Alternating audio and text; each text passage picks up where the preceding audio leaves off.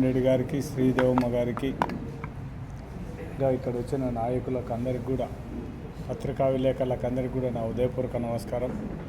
మన సతీష్ రెడ్డి అని అన్ని విషయాలు కూడా మాట్లాడడం జరిగింది. మనకు రాయలసీమకు సంబంధించిన ఎత్తిపోత పథకం మాత్రం ఎస్ఆర్బీసీ ఒక్కసారి మనం ఆలోచన చేస్తే దివంగత నేత రాజశేఖర రెడ్డి గారికి మాత్రం మనం అందరం కూడా కృతజ్ఞత చెప్పాల్సిన అవసరం ఉంది. ఆయన వచ్చిన తర్వాతనే 2004 ముఖ్యమంత్రి అయిన తర్వాతనే మా ఎస్ఆర్బీసీకి నీళ్లు రావడం, శ్రీశైలం రిజర్వాయర్ మనకు ఎస్ఆర్బీసీ ఏదైతే రైట్ బ్రాంచ్ కెనాల్ ఉందో దాని కెపాసిటీ 22 క్యూసెక్కులకు పెంచడం, ఆయన వచ్చిన తర్వాతనే గోర్కల్ రిజర్వాయర్ కానీ లేకుంటే అవుకు రిజర్వాయర్ కానీ అంతవరకు మైలవరం కూడా నీళ్లు నింపని పరిస్థితి. ఆయన వచ్చిన తర్వాత గండికోట ఇవన్నీ కూడా పూర్తి చేయడం జరిగింది. రాజశేఖర రెడ్డి ఉన్న నాళ్ళు రాజశేఖర రెడ్డిలకు మొత్తం ఈ ఎస్ఆర్బీసీని గురించి మొత్తం మనకి 854 అడుగులకు అంటే 45 అడుగులకు పైన ఉంటేనే మనం ఎస్ఆర్బీసీ నీళ్లు తీసుకోవాల్సిన పరిస్థితి. లేకుంటే మాత్రం మనం ఎస్ఆర్బీసీ నుంచి కిందికి నీళ్లు రాని పరిస్థితి. అందుకే రాజశేఖర రెడ్డి ఉన్నన్ని నాళ్ళు మొత్తం ఏప్రిల్ వరకు కూడా ఎస్ఆర్బీసీ 554 అడుగులకు నీళ్లు తగ్గకుండా మొత్తం లెవెల్ మెయింటైన్ చేసి మార్చి వరకు మొత్తం ఎస్ఆర్బీసీకి నీళ్లు పారించిన ఘనత కూడా మన దివంగత నేత రాజశేఖర రెడ్డి గారిది. అంతకుముందు ఈ తెలుగుదేశం నాయకులు అందరూ కూడా ఒకటే తెలుసుకోవాల్సిన అవసరం ఉంది. 99లో ఎన్టీ రామారావు, 94లో ఎన్టీ రామారావు ముఖ్యమంత్రి అయిన తర్వాత 1 సంవత్సరం తర్వాత చంద్రబాబు నాయుడే మళ్ళీ ఈ రాష్ట్ర ముఖ్యమంత్రిగా రావడం జరిగింది. కానీ 94 నుంచి 2004 వరకు కూడా ఈ రాయలసీమ ప్రాజెక్టులను గురించి కానీ ఏ దానిని కూడా పట్టించుకునే నాయకుడు ఎవరంటే మాత్రం చంద్రబాబు నాయుడు అనేది మాత్రం మనం ఖచ్చితంగా ఆ 9 సంవత్సరాల్లో ఏ ప్రాజెక్టు కూడా తీసుకొని పరిస్థితి చంద్రబాబు నాయుడు పరిపాలన చూడండి.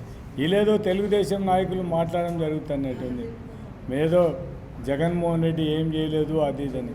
జగన్మోహన్ రెడ్డి, రాజశేఖర రెడ్డి ఆ విధంగా ఎస్ఆర్బీసీ 22 క్యూసెక్కులకు పెంచితే జగన్మోహన్ రెడ్డి వచ్చిన తర్వాత తెలంగాణ ప్రాజెక్టులకు అన్ని కూడా నీళ్లు తీసుకుంటే 800 అడుగుల వరకు పోతే మనకు నీళ్లు రావనే ఉద్దేశంతోనే రాయలసీమ ఎత్తిపోతల పథకాన్ని 800 అడుగులు కూడా మనం ఎస్ఆర్బీసీకి నీళ్లు తీసుకోవచ్చు అనే ఉద్దేశంతోనే మొత్తం 85% పూర్తి చేసిన ఘనత కూడా మన నాయకుడు జగన్మోహన్ రెడ్డి గారు. దాన్ని సపోర్ట్ చేసి మిగిలిన పూర్తి చేయాల్సిన పర్సంటేజ్ ఉండేనా కూడా చంద్రబాబు నాయుడు పోయి తెలంగాణ ముఖ్యమంత్రి ఆయన రేవంత్ రెడ్డి చెప్పకపోతే అసెంబ్లీలో మనకెవరు కూడా తెలియని పరిస్థితి. రేవంత్ రెడ్డి అసెంబ్లీలో చెప్పడం జరిగింది, చంద్రబాబు నాయుడు మాకుండే స్నేహితమో ఇంకోటో నేను నిలబెట్టమంటే రాయలసీమ ఎత్తిపోతల పథకం నిలబెట్టడం జరిగిందని చెప్పడం. అంటే చంద్రబాబు నాయుడు రాయలసీమ మీద ఏమైనా ప్రేమ ఉందో మనం అందరం కూడా ఒక్కసారి ఆలోచించాల్సిన అవసరం ఉంది. అంతకుముందు జగన్మోహన్ రెడ్డి ఉన్నప్పుడు మనం గోర్కల్ రిజర్వాయర్ పొంగితే ఇమ్మీడియట్గా మళ్ళా వచ్చే సంవత్సరానికి ఎటువంటి నీళ్ళకి ఇబ్బంది ఉండకూడదనే ఉద్దేశంతోనే గ్రీన్కో కంపెనీ వాళ్ళతో మాట్లాడి మొత్తం అదంతా రిపేర్ చేయించి మనం గోర్కల్ వాటర్ నిలబెట్టి రైతులకు నీళ్లు పారించిన పరిస్థితి కూడా ఆ రోజు చేయడం జరిగింది. ఈ నాయకులు మాట్లాడడం జరుగుతుంది, మనం ఏం చేసినటువన్నీ కూడా ఈరోజు కళ్ళారా చూడడం జరుగుతుంది.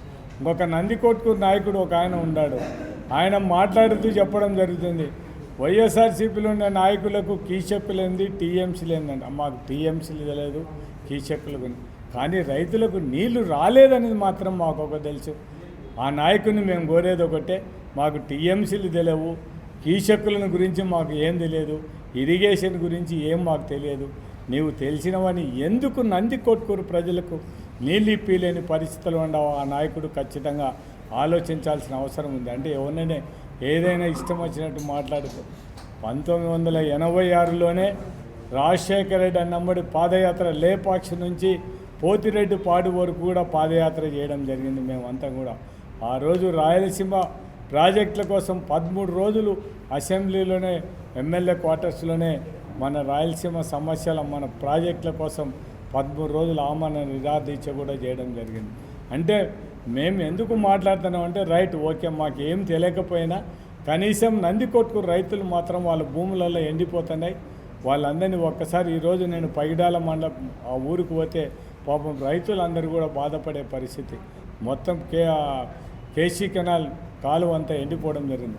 శ్రీశైలంలో రిజర్వాయర్లో నీళ్లు ఉండి మన పంపింగ్ చేసుకోవడానికి అవకాశం ఉండి కూడా మనం చేసుకోలేని పరిస్థితులు ఉన్నాయంటే ఈ నాయకులు ఏం మాట్లాడతారో ఒకసారి ఆలోచించాలి. కనీసం మాకు క్యూసెక్లు తెలకపోయినా కనీసం రైతులకు నీళ్ళు ఇప్పియండి చాలు. అంతకంటే మేము కూడా మిమ్మల్ని అదే కోరుతున్నాము. ఆ రైతులకు ఎవరైతే పంటలు వేసినారో ఆ నందికొట్కూరు ప్రజలకు ఎంతవరకు కేసీ కెనాల్ నీరు వాడడానికి అవకాశం ఉందో అవి వాళ్ళకు నీళ్ళు ఇప్పించాలని కోరడం జరుగుతుంది. అన్న కూడా చెప్పడం జరిగింది. గుండురేవుల గురించి అదేవిధంగా ఆర్డీఎస్ని గురించి కూడా మనం ఒక్కసారి మళ్ళీ 2029లో అధికారంలోకి వచ్చిన తర్వాత మాత్రం గుండురేవులు తీసుకుంటే ఈరోజు కేసీ కెనాల్కి సంబంధించిన ఏ రైతు కూడా ఎవ్వరు కూడా వాళ్ళకు నీళ్లు రాలేదనేది ఇబ్బంది లేకుండా మనకు తుంగభద్రలో నీళ్లు ఉన్నా లేకపోయినా గుండ్రేవులో నీళ్లు ఉంటే మాత్రం కడప వరకు కూడా మనకు కేసీ కెనాల్ నీళ్ళు ఇవ్వడానికి అవకాశం ఉంటుంది. కాబట్టి ఖచ్చితంగా ఆల్రెడీ మేమందరం కూర్చొని మాట్లాడినప్పుడు గుండ్రేవుల గురించి కూడా మాట్లాడడం జరిగింది. ఖచ్చితంగా ఈసారి జగనన్న ముఖ్యమంత్రి అయితే ఖచ్చితంగా ఆ గుండ్రేవుల ప్రాజెక్టును మనం పూర్తి చేయడానికి మా జగన్మోహన్ రెడ్డి గారిని ఒప్పించి పూర్తి చేయించేటట్టు చేస్తాం. మనం ఇవన్నీ కూడా రాయలసీమ ప్రజలందరినీ కూడా కోరేది ఒకటే చేస్తామని హామీ ఇచ్చినాడు. మనకు జగన్మోహన్ రెడ్డి గారు కూడా హామీ ఇవ్వడం జరిగింది. కాబట్టి మనం రాయలసీమ ప్రజలందరినీ కూడా కోరేది ఒకటే, తెలుగుదేశం నాయకుల మాటలు నమ్మొద్దు. మీరే కళ్ళారు చూడడం జరుగుతుంది. మనం పొరపాటున ఏదైనా అలసత్వంగా ఉంటే మాత్రం రాయలసీమ మళ్ళా ఎరారిగా మారే పరిస్థితి ఉంటుంది. కాబట్టి అటువంటి అవకాశాన్ని రాకుండా మన ప్రతి ఒక్క రాయలసీమ వాసి కర్నూలు జిల్లా నంద్యాల ప్రజలందరూ కూడా ఖచ్చితంగా దీని మీద మనం ఈ రాయలసీమ ఎత్తిపోతల పథకం కింద మనం ఈ తెలుగుదేశం మీద ప్రభుత్వం మీద ఒత్తిడి తీసుకొని వచ్చినా కూడా దీని పని పూర్తి చేయడానికి మనం కూడా చేయాలని కోరడం జరుగుతుంది. దాంతోపాటు ఇప్పుడు ఇక్కడ కర్నూలులో మీటింగ్ పెట్టిన విధంగా త్వరలోనే నంద్యాల కూడా మీటింగ్ దీని మీద పెట్టేసి మొత్తం రైతులను చైతన్యవంతం చేయడానికి ప్రజలను కూడా ఖచ్చితంగా మా వంతు మేము కూడా ప్రయత్నం చేస్తాం.